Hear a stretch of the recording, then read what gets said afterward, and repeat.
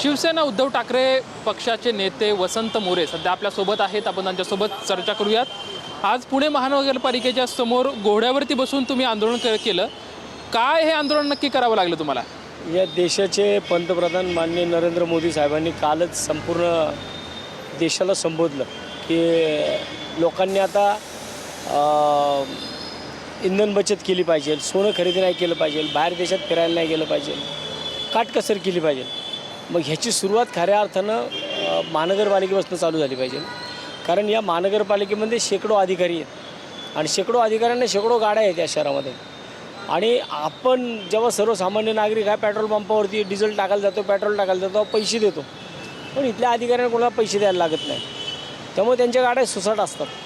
मग जर जनतेला तुम्ही नियम लावता तर मग प्रशासकीय अधिकारी आणि नगरसेवक या महानगरपालिकेमध्ये भारतीय जनता पार्टीचे 126 नगरसेवक आहेत स्वीकृत धरून. मग या स्वीकृत नगरसेवक किंवा बाकीचे इतर नगरसेवक असताना हे लोक प्रभाग पद्धतीमध्ये 4-4च्या प्रभागात निवडणुका लढल्या त्यांनी. मग त्यावेळेस कसे स्वतःच्या स्वार्थासाठी सगळे एकत्र होते. मग आता त्यांनीसुद्धा गाड्या शेअरिंग केल्या पाहिजेत. त्यांनीसुद्धा महानगरपालिकेमध्ये येताना 4-4 जणांनी एकत्र आलं पाहिजे. नियम लावताना ते फक्त जनतेला नको तर ते प्रशासनाला. म्हणजे आता जर हे आम्ही आयुक्त साहेबांना बोललो, आयुक्त साहेब म्हटले की अतिशय पॉझिटिव्हली त्यांनी या गोष्टी स्वीकारल्या की उलट म्हणले आमचं तर तुम्ही तर गाड्या शेअरिंग म्हणताय, माझा तर विचार चालला आहे की आम्ही बस घ्यायच्या आणि त्या रूटवरती जे अधिकारी असतील त्यांना सगळ्यांना एका बसमध्ये इथं आणायचे, असा महानगरपालिकेचा विचार चालू आहे. आणि मला वाटतं खरं ही बाब स्वागतार्ह आहे. जर हे फक्त एका महानगरपालिकेवर तर मर्यादित नव्हता, हे राज्यातल्या सगळ्या महानगरपालिका, मंत्रालय, पंचायत समित्या, जिल्हा परिषदा ह्या सगळीकडे हे नियम लागले पाहिजेत. मग ते जनतेला तुम्ही कंपल्शन करा. देशाचे पंतप्रधान नरेंद्र मोदी असं म्हणतात की आता 1 वर्षभर सोने खरेदी करू नका, त्याचबरोबर ती बाहेर देशामध्ये पर्यटनासुद्धा जाऊ नका, तेलसुद्धा कमी खा, म्हणजे हेच तुमची देशभक्ती असेल, असं सुद्धा त्यांनी देशवासियांना आव्हान केलं आहे. कुठंतरी सरकार अपयशी ठरतंय, सरकारचा नाकर्तेपणा आहे का? 100% हे स्वतःच्या चुकान स्वतःचा अपयश झाकण्याकरता हे जनतेला पुढं करतात. हे एका लॉकडाऊनच्या दिशेने चालू आहे सगळं. हे अघोषित असं लॉकडाऊन करायच्या मागे आहेत आणि ह्यांना हे लॉकडाऊन करताना लोकांना या सगळ्या तुम्ही लोकांना का सांगता? मग तुम्ही पण थांबवा ना, तुमचे दौरे थांबवा. या राज्याच्या मुख्यमंत्री असतील, या राज्याचे इतर मंत्री असतील, हे जे तापे घेऊन फिरतात ना, हे सगळे तापे बी बंद केले पाहिजेत. नाही तर इथून पुढे तर पुणे शहरामध्ये असे कुठले तापे आम्हाला दिसले ना तर शिवसेना उद्धव बाळासाहेब ठाकरे म्हणून आम्ही त्या तापे अडवणार आम्ही.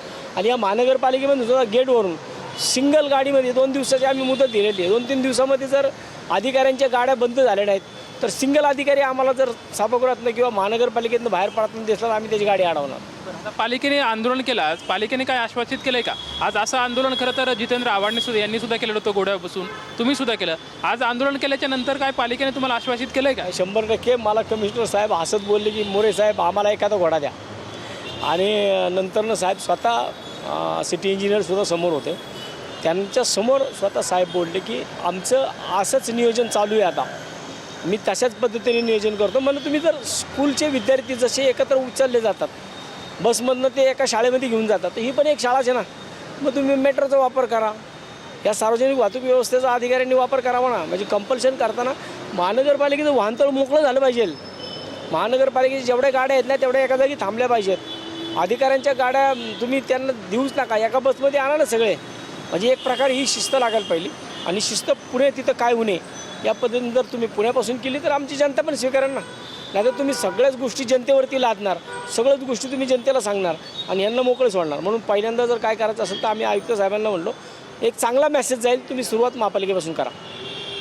देशाचे पंतप्रधान नरेंद्र मोदी यांनी वर्षभर सोनं खरेदी करू नका, त्याचबरोबर ती पर्यटनासाठी बाहेर देशामध्ये जाऊ नका, त्याचबरोबर सार्वजनिक वाहतुकीचा वापर सर्वांनी करावा असे सूचना किंवा असं आवाहन केलं. आज त्याची खरी सुरुवात प्रशासनातून झाली पाहिजे, सरकारमधल्या मंत्र्यांनी सुद्धा केली पाहिजे. आणि यासाठीच त्यांचं लक्ष केंद्रित करण्यासाठी आज पुण्यातल्या महानगरपालिकेच्या समोर आम्ही घोड्यावरती बसून हे आंदोलन केलं होतं.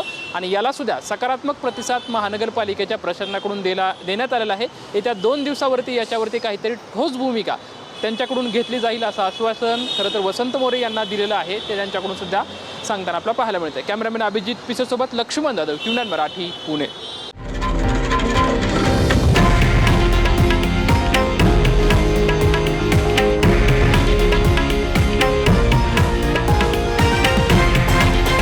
हे आहे देशातील नंबर 1 न्यूज नेटवर्क आणि आपण पाहत आहात TV9 मराठी, एकमेव.